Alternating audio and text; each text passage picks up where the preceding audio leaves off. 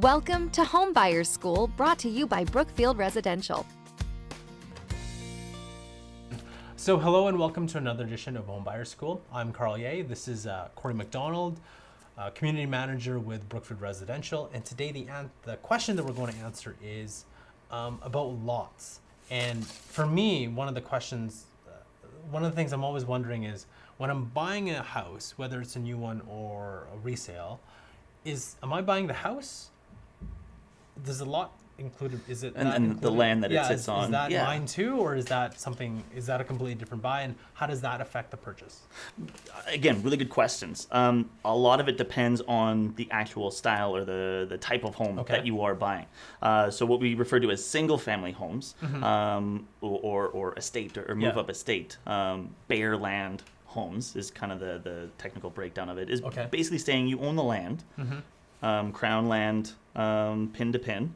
And the house and the property that sits on top of it. When you say pin to pin, what do you mean? Yeah, so because Canada, we, I can't really explain the technical terms of how we're still connected to Great Britain. But basically, if the land that you own, right, you pay property taxes on it, you can modify it, you can add trees, you can do your own landscaping if you'd like. You strike oil on your land, you don't own that oil. Darn it. That is owned by Crown land. So that basically is because I've been trying to dig every single home that I've ever owned. I've tried to dig, which is none. So, but my first thing is I got to dig for oil. Everybody's waiting to become the next Beverly Hillbilly, right? So basically with a purchase of a single family home, you are buying the land and the property, the house that's being built on top of it as well. Compared to, say, a condo or a townhome, where depending on how they redistribute the land itself, you may only own drywall to drywall, and either the condo association or, in very rare circumstances, sometimes a private company would own the land, and you just own the property inside the building, right? So it really does depend on the type of house that you're buying. So if I was going to buy, let's say, a multifamily condominium, that land's not mine, obviously, right? Yes, correct. Now, let's say we're talking a little bit about condos. That condo fee that I eventually have to pay, does that go into the land itself or nothing? No, and again, that's essentially why you are paying condo fees, is because you don't own the land on the outside. So the whoever is taking care of the condo association or that, and again, in rare circumstances, that private company, they have to maintain the exterior because that's kind of their responsibility.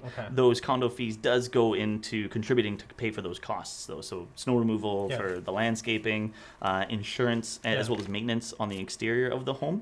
And a lot of the times, those condo fees will cover a reserve fund. So later on down the road, if there needs to be major repairs on the outside of the home, then it's coming out of the reserve fund. It's not instantly coming out of everybody else's pocket. So that's why the difference between, say, like a townhome or a condo, you are paying those condo fees to take care of that. Whereas with a single family home, you own the land, so you're responsible for mowing your own grass and shoveling your own snow and repairing any damaged siding. So that's the difference between those there as well. Is when we're talking about single family home, that's, they're one home on the lot. Now, can you tell me a little bit about duplexes? So if you have a duplex, who owns the land? Great question. Most duplexes are set up still as single family or bare land homes. So basically that property line is an imaginary line that splits the house in half.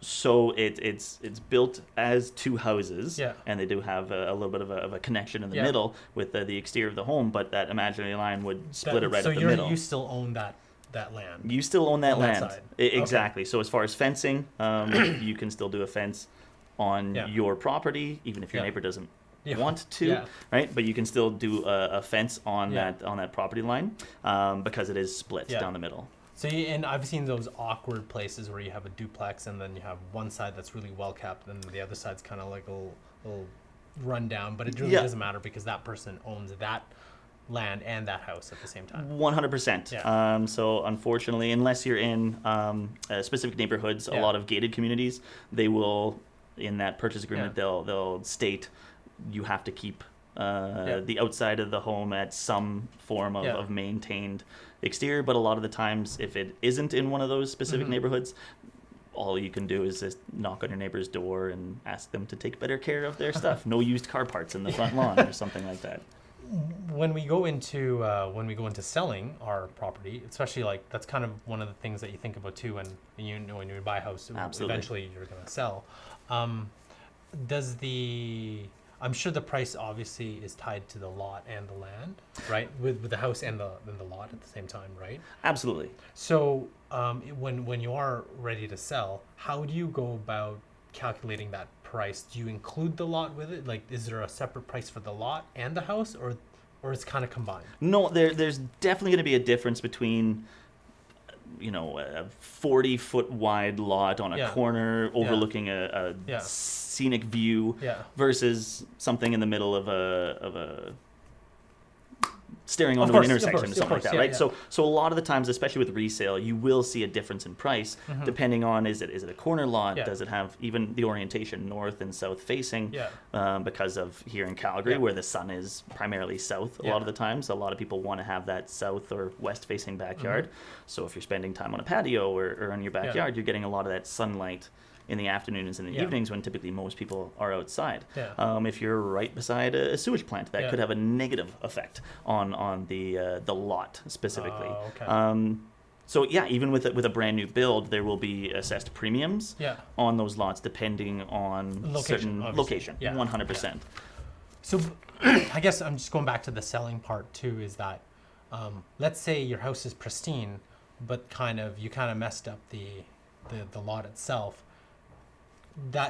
It impacts the entire. It could 100% negatively impact the So you've got resale like value used of car the home. parts around, but your house looks like amazing. It's still going to impact obviously the. Absolutely, and unless we get back to in Calgary about 4 years ago, when the market was crazy and it didn't really matter because everyone was buying anything that was on the market.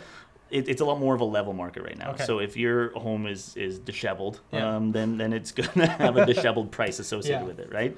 So if you're going to resell, a lot of realtors will have a look at the home. They'll come in and do an assessment, and a lot of the good realtors that you're talking to will give you tips as to how to make it more sellable or how to get the best value out of your resale on the home. Awesome. That was great information today. Thank you very much. Absolutely. That's our show for today. Until next time. That's another edition of Homebuyer School. Tune in next time for more expert tips and tricks. And visit homebuyerschool.ca to bring you one step closer to finding your dream home. As with everything, it would be great if you like and share our videos. Also, please let us know if you have any home buying questions you want us to answer.